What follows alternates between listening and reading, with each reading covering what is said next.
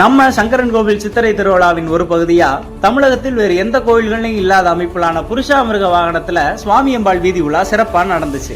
புருஷாமிருகம் அப்படின்னா சிங்க உடலும் மனித முகமும் கொண்ட ஒரு மிருகமாகும். இந்த மிருகம் சிவபெருமானோட பெரும் பக்தனாகவும் குபேரவனத்தின் காவலனாகவும் இருப்பதா இந்து சமய புராணங்கள்ல சொல்லப்படுது. திருவாதவூர் ஏரிக்கரையில ஒரு கம்பத்தின் மேல் புருஷாமிருகத்தினுடைய சிலை வைக்கப்பட்டு அதை ஊர் பொதுமக்கள் ஏரி காவல் தெய்வமா வழிபடுறாங்க.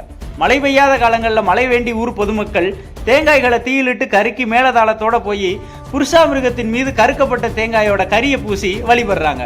மேலும் சிவாலய வழிபாட்டிற்கு பயன்படும் 16 வகையான தீபங்கள்ல புருஷாமிருக தீபமும் ஒண்ணு.